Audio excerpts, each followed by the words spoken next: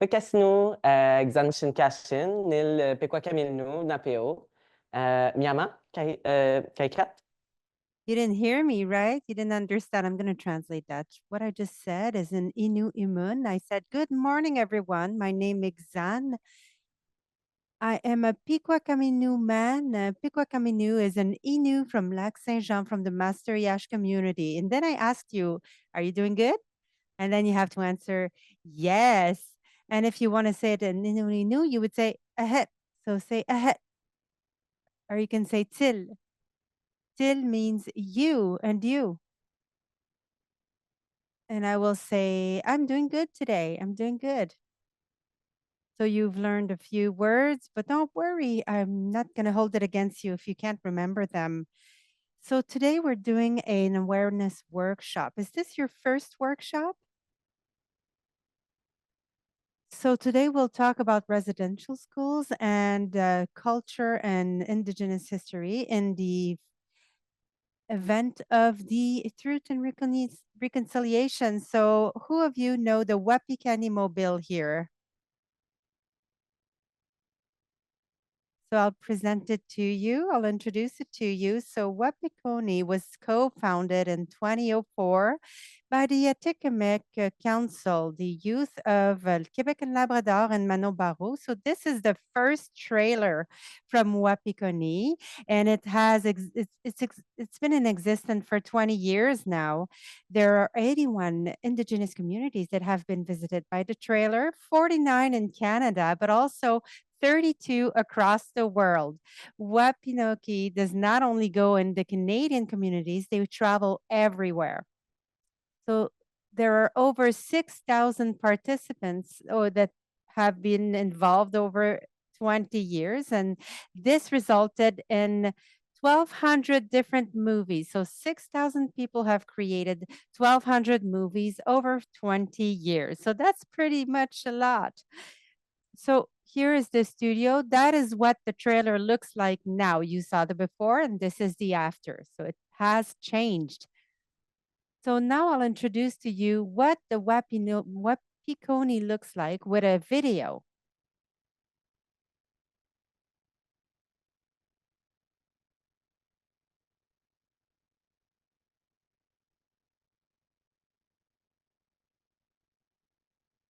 So it is with the youth of First Nations of Quebec, scenarios, camera and sound workshops, filming,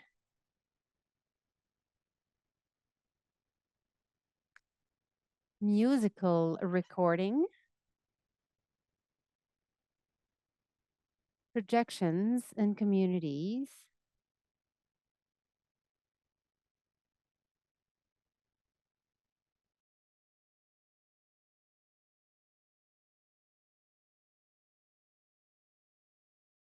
I would say that it strokes some.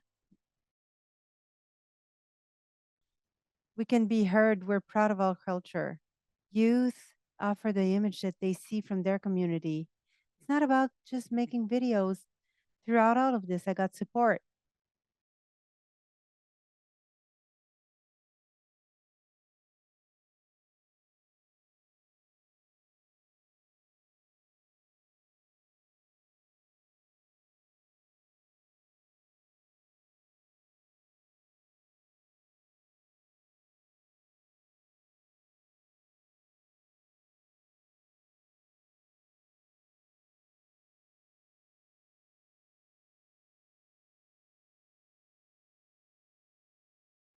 It gave us back the hope that we really need.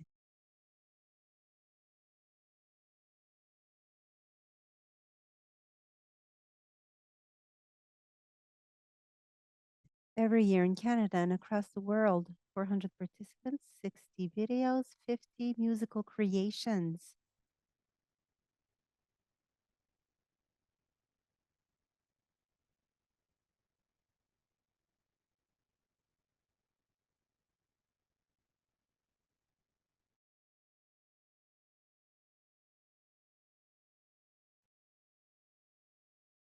Inaudible for the interpreter.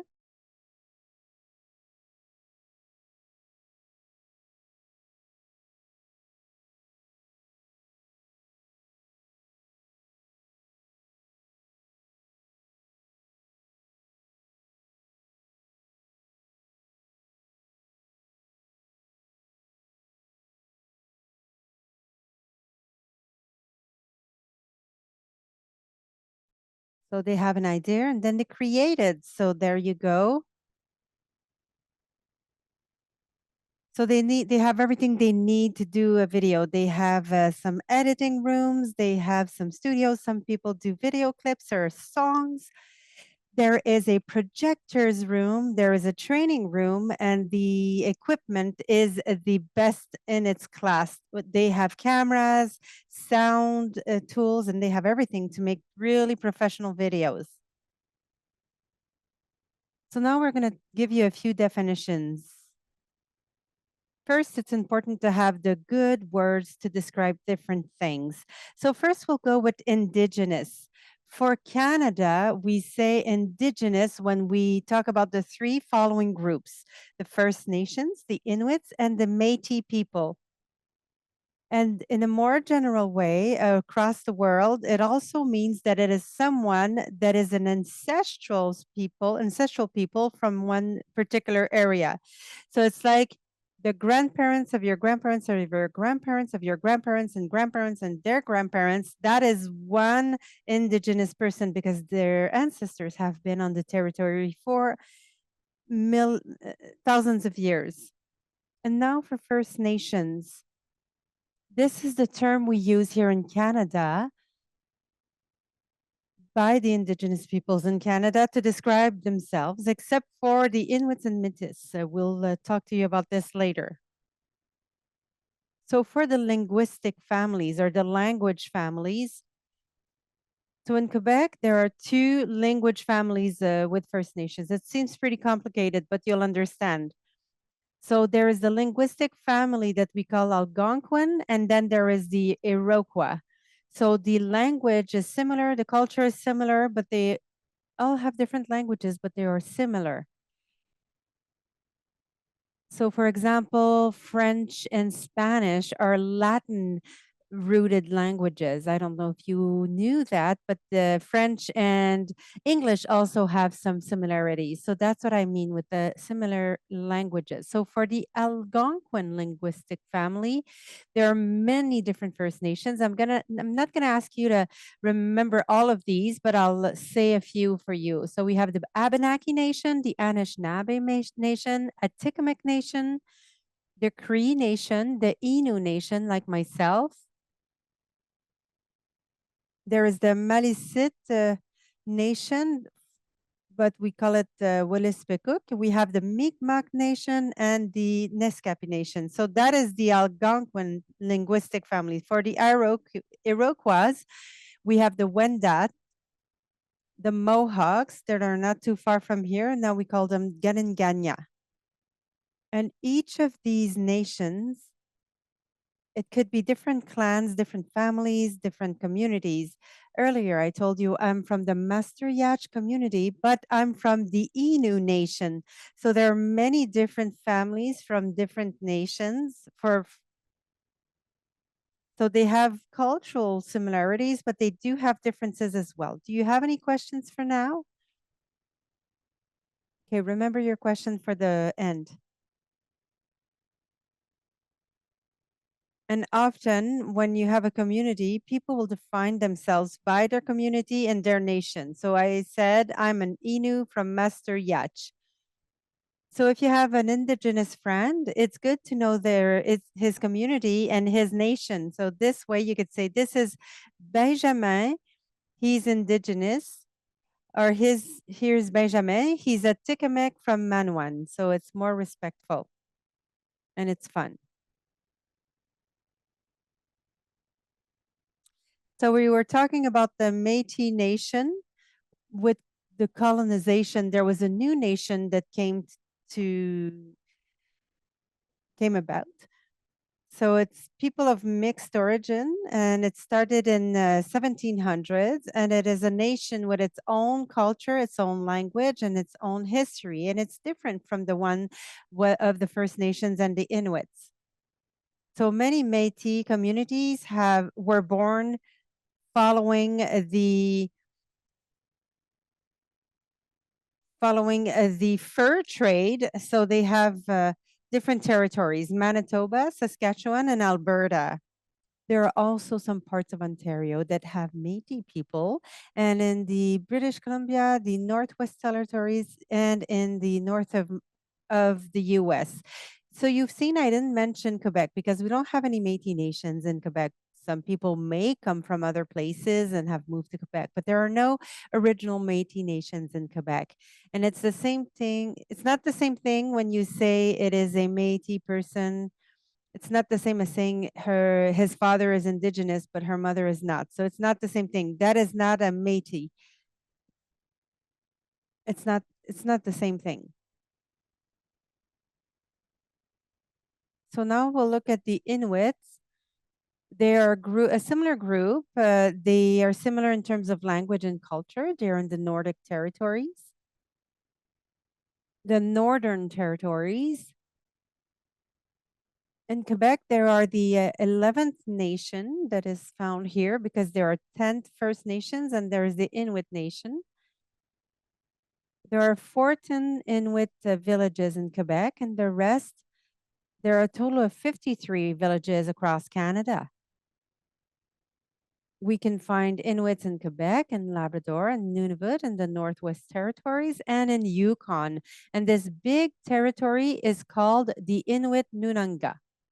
And another important point to know is that we don't say one Inuit or two Inuits, we say one Inuk and many Inuits.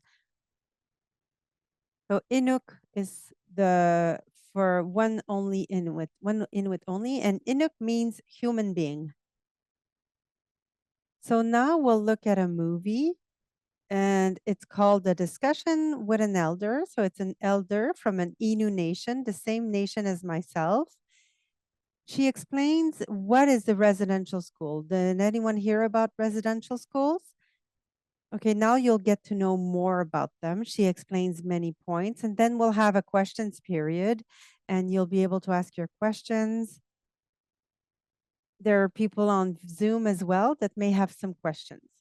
So without further ado, we will start the video.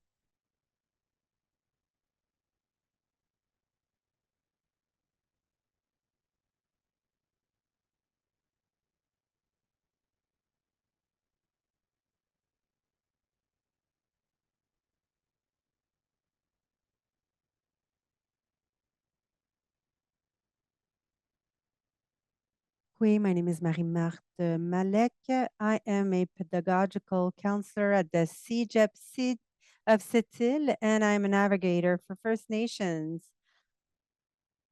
My career, I've been a teacher for over 30 years in elementary school and high school, speaking in her language.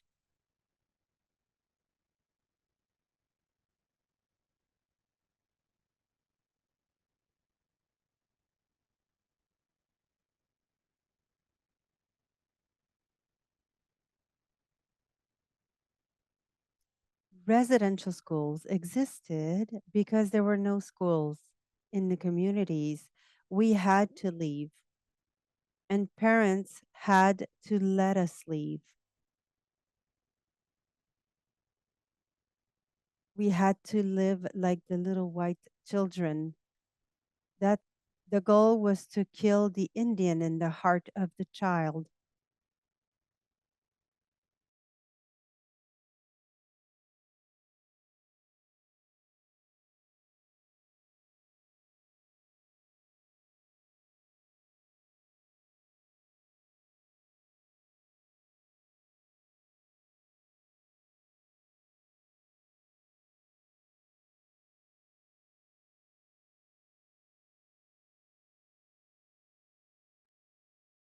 The first thing I want to know is Cheyenne.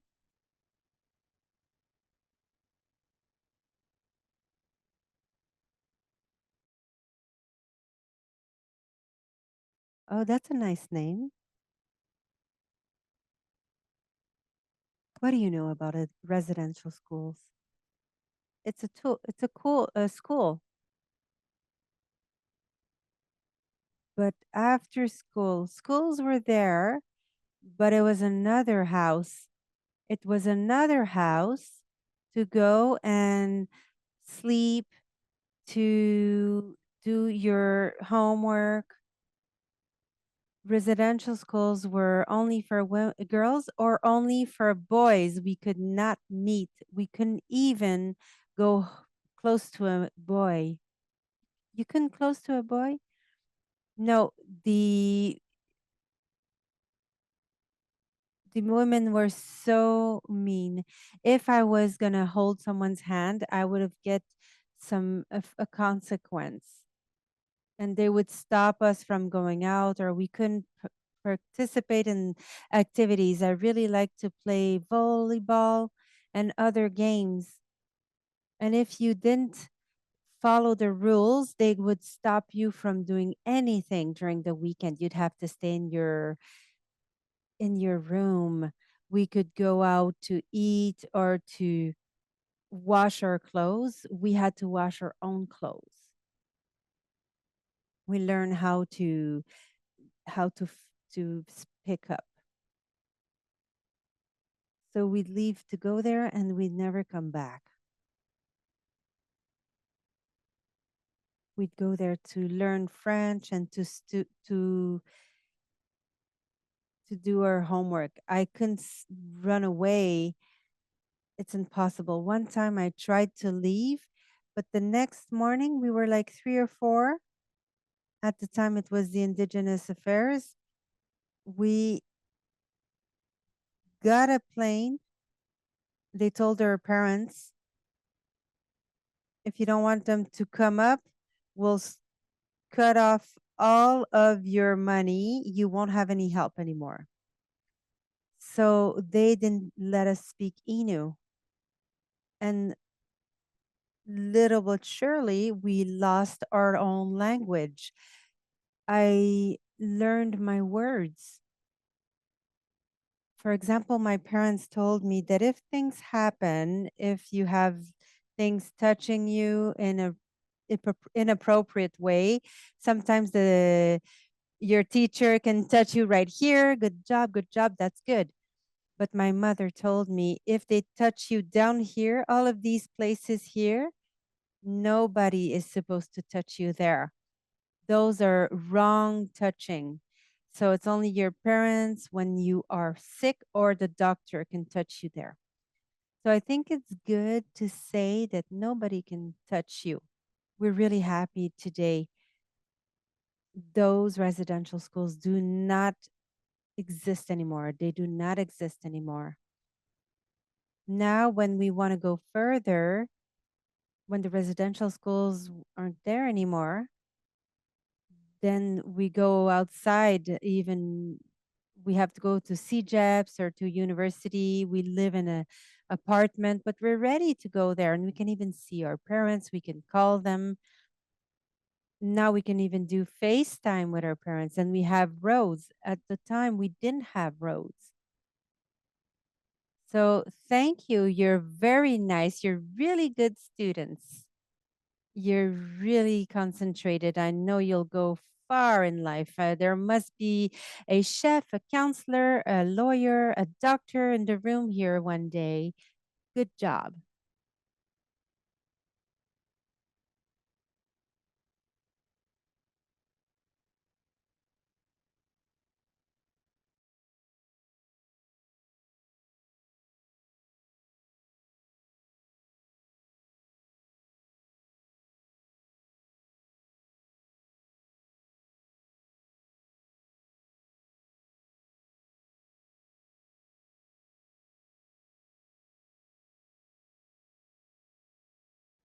Okay, anybody had a question? You had one?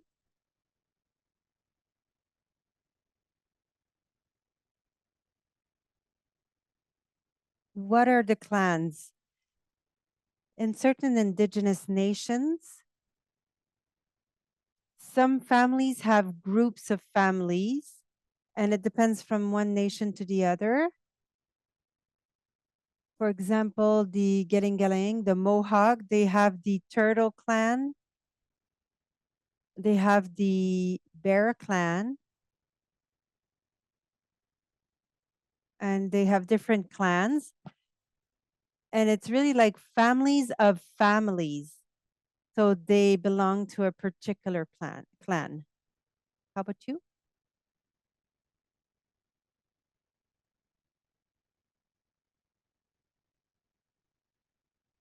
So what nation are you from?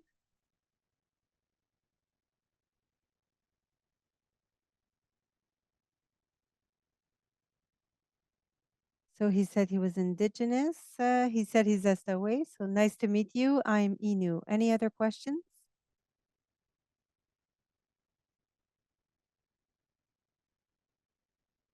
Inaudible for the interpreter. So your great grandmother was Indigenous. Any other questions?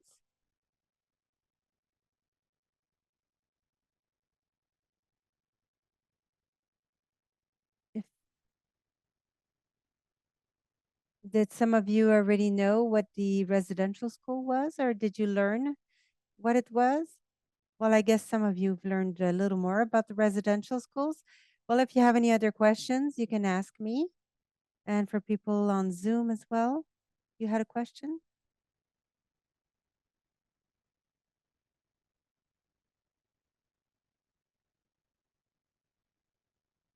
Is there many clans or just a few clans? So the question is, are there many clans or just a few clans? Well, it depends on the First Nation. I'm not very aware of all the clans. Well, there must be a lot because all First Nations are different. For example, there is the person, the family, the clan, then the community, and then the nation. So it gets bigger and bigger. I don't know if you understand. Did you have a question? You're already in Kanawage. Well, it's not very far. I invite you to go there too. What? With the Coyote clan? We talk about truth. What does it mean? We talk about truth. What does it mean? So I was asked, what do we mean when we use truth, when we talk about truth and reconciliation? It's the way I see it. That's how I'm going to explain it to you. But to me, before we talk about reconciliation, it's important to reconcile. But first, we must talk about the truth of what really happened. In the past, many things were done to Indigenous people as First Peoples, and we must talk about that. People must know about it, and we must be able to talk about it too. Truth really must come out. That's the way I see it.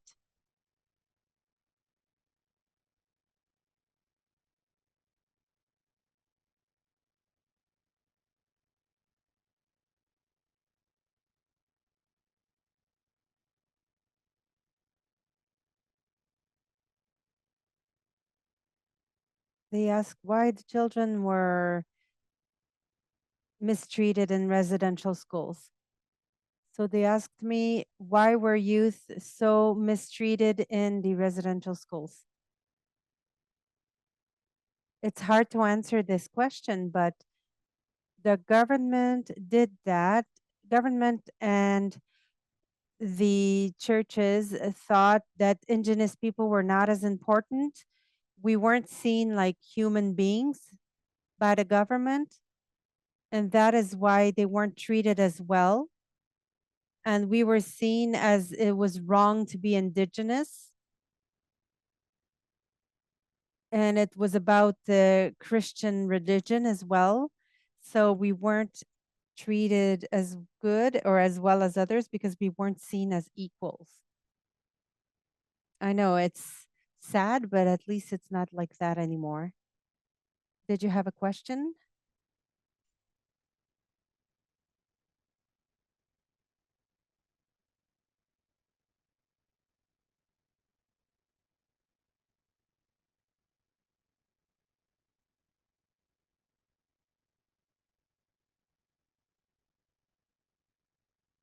So the question is why the government was thought that the Indigenous people were not as important. Well, we called this racism, actually. So they didn't consider that we were human beings. They didn't consider that we were equal to a human being. To them, we were like an animal. They considered that it wasn't good to be Indigenous and that our culture had to be deleted. It had to be so there was an Indian law that stopped us from having our language and our culture. Everything that was defined us was wrong in their opinion. So that's why it's important to fix, to heal that. So all First Nations must know about this so that we can heal that. Okay, well, I said thank you, everyone. So that is the end. And thank you for being here and for having listening to me.